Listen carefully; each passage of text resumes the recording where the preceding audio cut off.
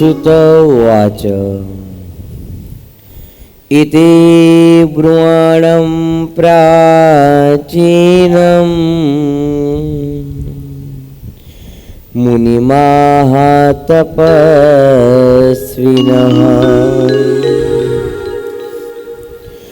प्रीणयनीव सत्वाया नारदो मुनिसत्तम किमुवाचोत्तरं ब्रह्मन् सुदेवं तपसां निधिं प्रसन्नो भगवान् विष्णुः तन्मे ब्रूहि तपोनिधे। સુત પુરાણી કહે છે, શૌનકાદી ઋષિઓને કે હે તપસ્વીઓ, પ્રાચીન મુનિ શ્રી નારાયણ આમ કહી રહ્યા હતા. તેમને સદવચનથી જાણે ખુશી કરતા હોય તેમ મુનિ શ્રેષ્ઠ નારદજીએ પૂછ્યું કે હે તપોનિધિ બ્રહ્મન, પ્રસન્ન થયેલ વિષ્ણુ ભગવાને તપના ભંડાર સુદેવને શું ઉત્તર આપ્યો એ આપ મને કહો જો.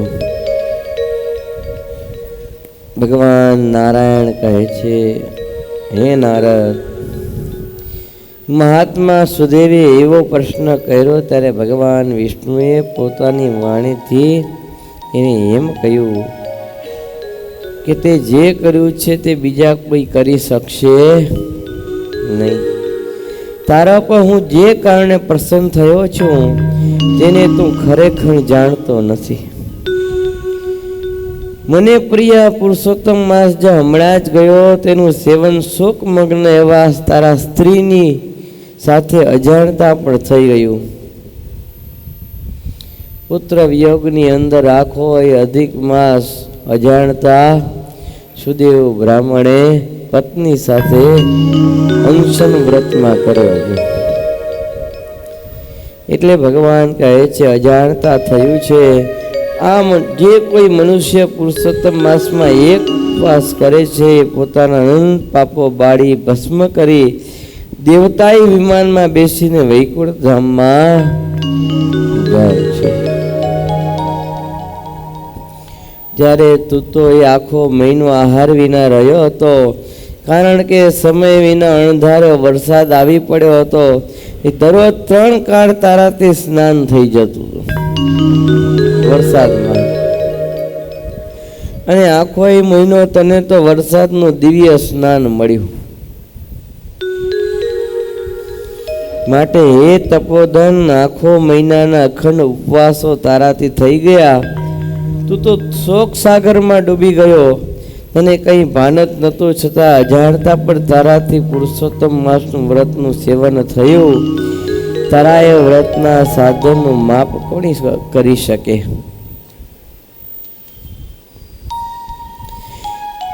એક વખત બ્રહ્મદેવે વેદમાં જે સાધનો કયા તે બધા એકઠા કરીને એક ત્રાજવામાં મૂક્યા. બ્રહ્માજી વેદના સાધનો એક ત્રાજવામાં મૂક્યા અને બીજા ત્રાજવામાં પુરુષોત્તમ માસને મૂક્યો. તુલા કરી, બંનેની તુલા, અને તોડી જોયા તો બીજા સર્વે સાધનો વજનમાં હલકા થયા અને પુરુષોત્તમ માસ ભારે થયો. એક અરડથી પૃથ્વી પરના લોકો પુરુષોત્તમ માસને ખાસ પૂજે છે. પુરુષોત્તમ માસ જોકે બધે આવે છે તો પણ પૃથ્વી પરના લોકમાં તેને જો પૂજ્યો હોય તો વધારે ફળદાયી થાય. એટલે ત્રિલોકીની અંદર પણ પુરુષોત્તમ માસ આવે છે એવું થાય ને. સ્વર્ગલોકમાં આવે ને રસાતળમાં પણ આવે. સર્વે પ્રકારે તો ધન્યવાદને પાત્ર થયો છો. આ પુરુષોત્તમ માસમાં કઠિન ઉગ્ર તપ તે કર્યું છે. મનુષ્ય જન્મ પામ્યા છતાંય પુરુષોત્તમ માસમાં સ્નાન આદિ પુણ્ય કર્મો વગરના જે રહે છે તેઓ જન્મે જન્મે દરિદ્ર થાય છે. જે પુરુષોત્તમ માસનું વન તપ નથી કરતા, એકટાણા નથી કરતા, ઉપવાસ નથી કરતા, વ્રત નથી કરતા, જપ નથી કરતા, સત્સંગ નથી કરતા, નદીએ નાવા નથી જતા, કથા વાર્તા સાંભળતા નથી, તે જન્મે જન્મે દરિદ્ર થાય ને આ જન્મમાં સુખી હોય ને તોય દરિદ્ર થઈ જાય. માટે પુરુષોત્તમ માસનું તો સર્વે પ્રકારે સેવન કરવું ને સેવનારો મનુષ્ય મને પ્રિય થાય, ધન્યવાદને પાત્ર થાય ને ભાગ્યવાન થાય છે. વાલ્મીકી ઋષિ કહે છે, હે નારદજી, ભગવાન શ્રી હરિ આમ કહી ગરુડ પર બેસી વૈકુંઠમાં ગયા છે. સુદેવ બ્રાહ્મણ પર મરેલા પુત્ર સુખદેવને જીવતો જોઈ પત્ની સાથે આનંદમાં રહેવા લાગ્યો છે. તેણે એવું માન્યું કે અજાણતા મારાથી પુરુષોત્તમ માસનું સેવન થઈ ગયું, તે ખરેખર સફળ થયું, જેને લીધે મારો મરેલો પુત્ર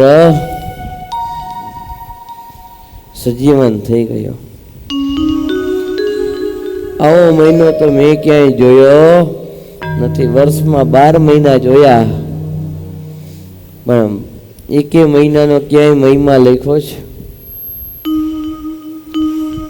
ધનુર્માસનું મહાત્મ્ય છે. ચતુર્માસનું આપણા સંપ્રદાયની અંદર મહાત્મ્ય અધિક છે, અને જે રીતે ધનુર્માસનું ચતુર્માસનું મહાત્મ્ય છે એથી અધિક માસનું પુરુષોત્તમ માસનું મહાત્મ્ય ઘણું છે. જો આજ સુદેવનો પુત્ર સુખદેવ પોતાના સત્કર્મોથી પિતાને રાજી રાખવા લાગ્યો. સુદેવ પણ પુરુષોત્તમ માસની પ્રશંસા કરવા લાગ્યો, એના ગુણોને ગાવા લાગ્યો છે.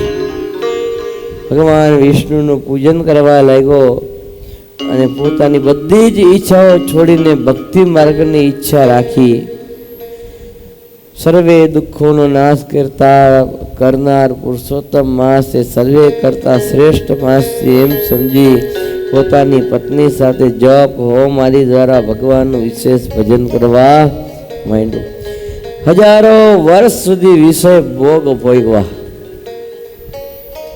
છેવટે બ્રાહ્મણોમાં ઉત્તમ તે સુદેવ પત્નીની સાથે વૈકુંઠ લોકમાં ગયો. માત્ર અજાણતા એકવાર પુરુષોત્તમ માસનું વ્રત થયું. યોગીઓને પણ મળવું ભગવાનનું ધામ દુર્લભ હોય છે. કર્મ માર્ગી યાજ્ઞિકોને તો આ મળે જ નહીં. ત્યાં જઈને ભક્ત લોકો કદી શોક નથી પામતા. શ્રી હરિને સમીપે વાસ કરે છે, જ્યાંથી પાછું પડવાનું રહેતું નથી. યદ ગત્વા નિવર્તન્તે તદ્ધામ પરમમ મમ. સંતોએ કીર્તનમાં પણ આ જ વસ્તુ લખી. જે ધામને પામીને પ્રાણી, જે ધામને પામીને પ્રાણી, પાછું તે નવ પડવું રે.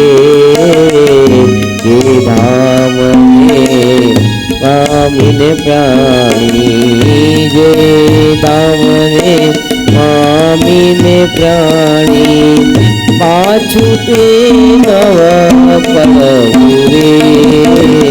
જે ધામને પામીને પ્રાણી. જે ભગવાનના ધામને એકવાર પામી જવાય ત્યાંથી પાછું આવવાનું હોતું નથી, એવું પરમાત્માનું દિવ્ય ધામ છે. એટલે જે જાય છે ને એ રિટર્ન આવતા નથી, ત્યાં જ વાસ કરે છે. અને કદાચ આવ્યા હોય તો ભગવાનની ઈચ્છાથી આવે. જેમ ભગવાન સ્વામિનારાયણ અનેક મુમુક્ષુ જીવોના અર્થે નવજ સંપ્રદાયને અર્થે અક્ષરધામમાંથી પોતાના મુક્તોને અહીંયા લાવ્યા. જો બાકી મુક્તો કાંઈ અહીંયા આવે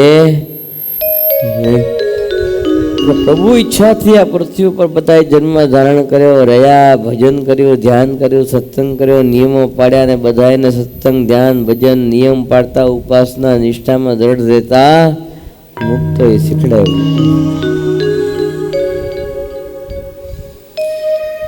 ત્યાંનું સુખ ભોગવ્યા પછી એ સુદેવ બ્રાહ્મણ પત્ની સાથે પાછો પૃથ્વી ઉપર આવી રાજા દશરથના રૂપે પ્રસિદ્ધ થયો છે. અક્ષરધામમાં જાય એ પાછો આવતો નથી, પણ વૈકુંઠમાં જાય એ પાછો આવે. ખરો પુણ્ય ફૂટે એટલે પાછો આવે. હે રાજન, પુરુષોત્તમ માસનું પૂર્વજન્મમાં સેવન કરવાથી સંપૂર્ણ સમૃદ્ધિ તેને પ્રાપ્ત થઈ અને પૂર્વજન્મમાં પતિને દેવ માનનારી જે ગૌતમી તે તારી આ રાણી થઈ છે. મને જે પૂછ્યું હતું તે મેં તને કહ્યું. પૂર્વજન્મમાં તારો પુત્ર જે સુખદેવ હતો, જેને શ્રી હરિએ જીવતો કર્યો, તે 12,000 વર્ષનું આયુષ્ય ભોગવીને વૈકુંઠમાં ગયો છે અને પોતાના પૂર્વજન્મના પિતા તને જંગલમાં આવેલા જોઈને પોપટનું રૂપ લઈ જંગલના સરોવરના કાંઠે જંગલમાં આવી અને ઝાડ ઉપર બેસીને પિતાને ઉદ્દેશીને કંઈક કહેવા લાગ્યો. તેણે વિચાર્યું કે આ મારા પૂર્વજન્મના પિતા છે, મને હિતકારી ઉપદેશ આપનાર છે, મારો પ્રત્યક્ષ દેવ છે, પરંતુ હમણાં તે વિષયો ત્યાં સર્પોથી દુષ્ટ આ સંસાર સમુદ્રની અંદર કોથા ખાય છે. માટે આ રાજાને બોધ ન પમાડું તો મને પણ બંધન થાય. કોઈ આપણા માટે સારું કર્યું હોય, હિત કર્યું હોય આપણું, એ ક્યારે ભૂલવું જોઈએ નહીં. શું ભૂલવું ને શું યાદ રાખવું? કોઈએ આપણી ઉપર ઉપકાર કર્યો હોય, કોઈએ આપણા ઉપર ઉપકાર કર્યો હોય ને આપણે બીજા ઉપર અપકાર કર્યો હોય, આપણે બીજા ઉપર અપકાર કર્યો હોય તો એને યાદ રાખવું. શું રાખવું? યાદ રાખવું કે આ ભગતે, આ સાધુએ મારી પર ઉપકાર કર્યો, મારું હિત થાય એવું ચિંતન કર્યું, મારે સુખ થાય એવી એણે સાધન બતાવ્યા, કે એણે પ્રયત્ન કર્યો મારા માટે. અને યાદ એ રાખવું કે આપણે એના પર અપકાર કર્યો તો, બીજા ઉપર આપણે અપકાર કર્યો હોય, ખોટી રીતે હેરાન કર્યા હોય, બીજાને દુઃખી કર્યા હોય, તો આપણે યાદ રાખવાનું કે મેં આને દુઃખી કર્યો છે, મેં આને હેરાન કર્યો છે. તો ભૂલી શું જવું? શું ભૂલી જવું? બીજાએ આપણા ઉપર અપકાર કર્યો હોય, બીજાએ આપણને દુઃખી કર્યા હોય, બીજાએ આપણને હેરાન કર્યા હોય, બીજાએ આપણને મારવાનો પ્રયત્ન કર્યો હોય, દરેક રીતે હેરાન બરબાદ બીજાએ આપણને કર્યા હોય, પણ એને યાદ રાખવા નહીં. કારણ કે બીજાએ કરેલા અપકારને જો યાદ રાખો ને તો ધીમે ધીમે હૃદયમાં દુશ્મનાવટ વધે છે, એના પ્રત્યે નફરત વધે છે. બીજાએ આપણા પર કરેલા અપકાર એને ભૂલી જવું ને આપણે બીજા ઉપર કરેલા ઉપકાર એને પણ ભૂલી જવું. કારણ કે આપણે બીજા ઉપર ઉપકાર કરીએ એટલે આપણને એમ થાય કે જોયું,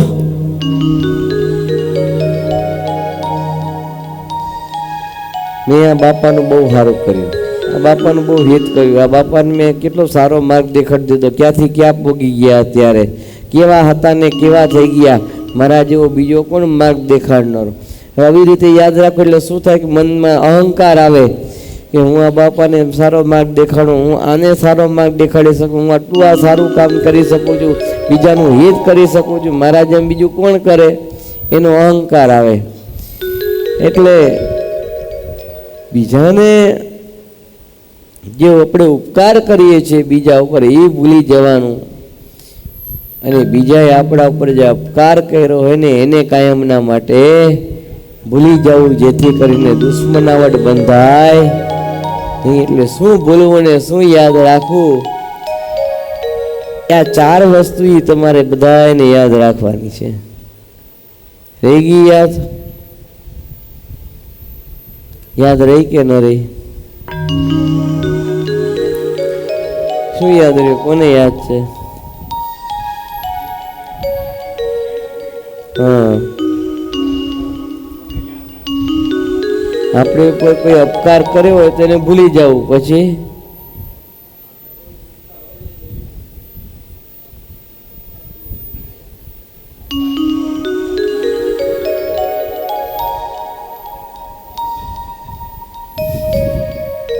કોને યાદ છે? યાદ છે?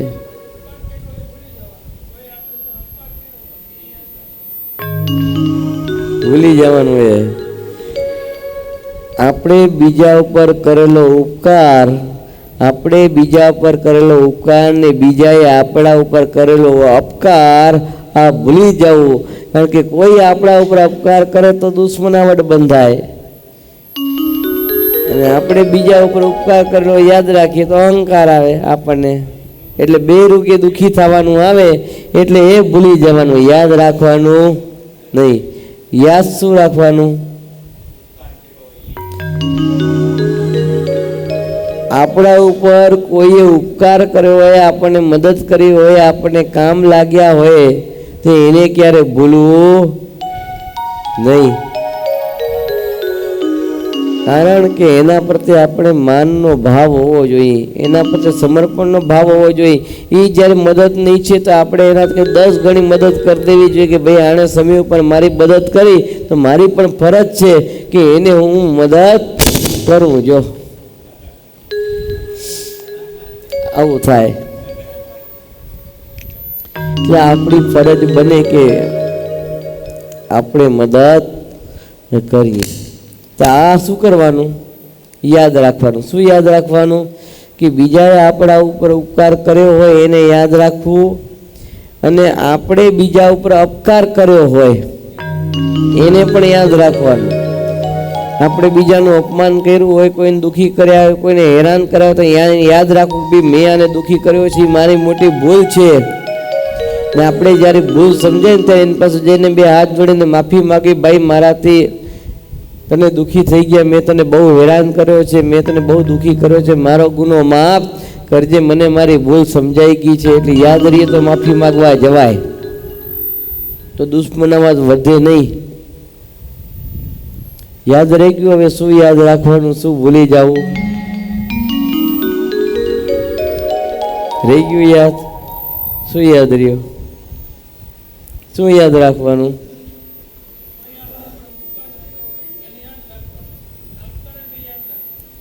કોઈ આપણા ઉપર ઉપકાર કર્યો હોય તો યાદ રાખવું, અને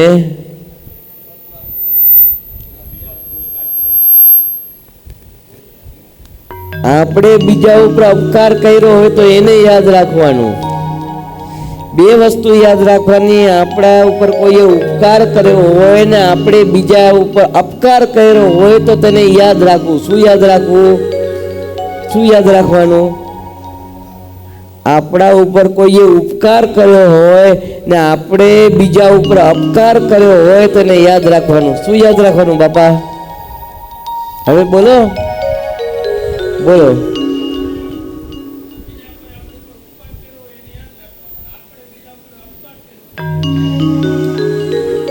આપણા ઉપર કોઈએ ઉપકાર કર્યો હોય ને આપણે બીજા ઉપર અપકાર કર્યો હોય તો એને યાદ રાખવું. તો ભૂલી શું જવાનું? શું ભૂલી જવાનું? આપણે બીજા ઉપર ઉપકાર કર્યો હોય, બીજાને મદદ કરી હોય, બીજાને કામ લાગ્યા હોય તો એ ભૂલી જવાનું. કારણ કે આપણે એમ વિચારીએ કે મેં આને મદદ કરી તો આ મને મદદ કરશે, હું આને કામ લાગ્યો તો આ મને એના બદલામાં કંઈક રૂપિયા આપશે કે મને કામ લાગશે, એવી અપેક્ષા સેવી, એવી ખોટી અપેક્ષા સેવી નહીં. ઉપકાર કરવો એ કોઈના ખોટા ફળની આશા રાખવી એ નહીં. આપણે તો ઉપકાર કરવો એ મનુષ્યની ફરજ છે, કોઈનું હિત ઈચ્છવું એ. એટલે આપણે બીજા ઉપર કરેલો ઉપકાર એને ભૂલી જવું. આપણે બીજા ઉપર કરેલો ઉપકાર ભૂલી જવું અને બીજું શું બોલવાનું? હા, આપણી ઉપર બીજાએ જે અપકાર કર્યો છે એને ભૂલી જવાનું. જો કારણ કે એનાથી દુશ્મનાવટ બનશે કે હારો મને કઈ શેનો ગયો, આ ભૂલી શેનો જાય, મારું અહિત કેમ કરી જાય, મારું કેમ આ નખોત કાઢે, હું પણ કાંઈ ઓછો નથી, એટલે દુશ્મનાવટ વધે.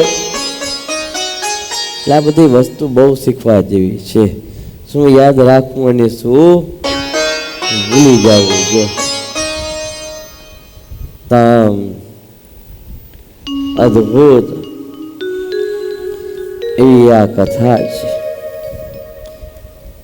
આજ આને યાદ રાખ્યું પુત્રએ કે મારા પિતાએ મારા ઉપર બહુ ઉપકાર કર્યો તો એટલે હું આ જેને પણ બોધ આપવા અમુક એ ફસાઈ ગયા છે બિચારા વિષયની અંદર, એ દુઃખી થાય એના કરતાં એને રસ્તો માર્ગ દેખાડવા આવું. એટલે પોપટનું બચ્ચું બની અને એ માર્ગ દેખાડવા માટે આવ્યો અને રાજાને માર્ગ દેખાડ્યો. જો આ પ્રમાણે ભગવાન નારાયણ કહે છે કે લાંબા કાળ સુધી પ્રસિદ્ધ થયેલા યશવાળા રાજા દ્રઢધનવાના પૂર્વજન્મનો ચરિત્ર વાલ્મીકી ઋષિ કહી જવા તૈયાર થયા.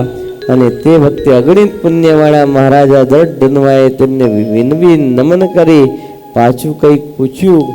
ઇતિ બૃહદારણ્ય પુરાણના પુરુષોત્તમ મહાત્મ્યનો પુરુષોત્તમ માસનો મહિમા નામનો 19મો અધ્યાય સંપૂર્ણ થયો. સહજાનંદ સ્વામી મહારાજની જય. શ્રીપતિમ શ્રીધરમ સર્વદેવેશ્વરમ ભક્તિકર્માત્મજમ વાસુદેવમ માધવમ કેશવમ આનંદમ કારણમ સ્વામિનારાયણમ નીલકંઠમ ભજે. સહજાનંદ સ્વામી મહારાજની જય.